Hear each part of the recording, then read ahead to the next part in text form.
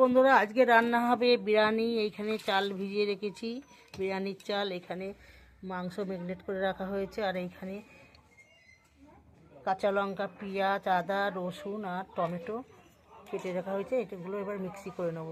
এখানে আলু সিদ্ধ করে নেওয়া হয়েছে। বিরিয়ানির বেরেস্তা ভাজা হচ্ছে, সব বেরেস্তা ভাজা হয়ে গেছে। সিদ্ধ করে আলু ভাজা হচ্ছে, আলুগুলো ভাজা হয়ে গেছে, তুলে নিয়েছি। বিরিয়ানির ভাতের জন্য জল বসানো হয়েছে। এবার বিরিয়ানির ভাতের চালগুলো জলের মধ্যে দিয়ে দিচ্ছি, জল ফুটছে। একটু লেবুর রস দিয়ে দিলাম হাফখানা।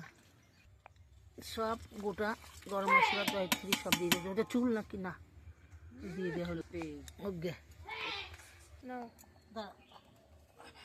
বিরিয়ানির ভাতটা নামিয়ে নিয়ে হলাম।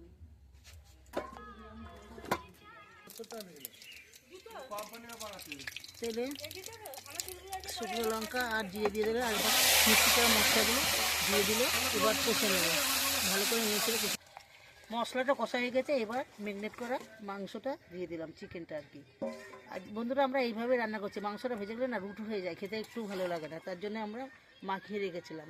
এবার নেড়ে চেড়ে ভালো করে কষিয়ে নেব মাংসটা। এবার একটু ঢেকে দেবো 5 মিনিটের জন্য। কাশ্মীর লঙ্কার গুঁড়ো দিয়ে দিলাম একটু কালার আসার জন্য। ফ্যান ঝরিয়ে নিয়ে ঢেলে নিয়েছি। নুন দিয়ে মাখানো আছে, আর একটু নুন দিয়ে দেওয়া হলো। মাংস হয়ে গেছে, এবার নামিয়ে নিচ্ছি। এবার ভাতের সঙ্গে মিক্স করবো। প্রথমে ঘি দিয়ে দিয়েছি, এবার ভাতগুলো, বিরিয়ানির ভাতগুলো দিয়ে দেওয়া হচ্ছে। আলুগুলো সাজিয়ে দিচ্ছি। এবার মাংসগুলো, বিরিয়ানির মাংসগুলো ভাতের মধ্যে দিয়ে দিচ্ছি সাজিয়ে। হ্যাঁ, এবার বেরেস্তা দিয়ে দিচ্ছি।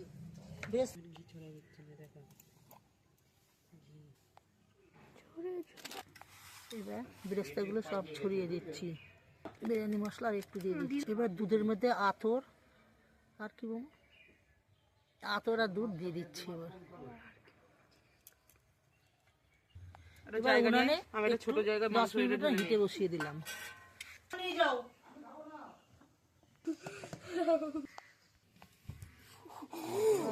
বিরিয়ানি দাদা কেমন হয়েছে বিরিয়ানি? দারুণ। নুন হয়েছে, নুন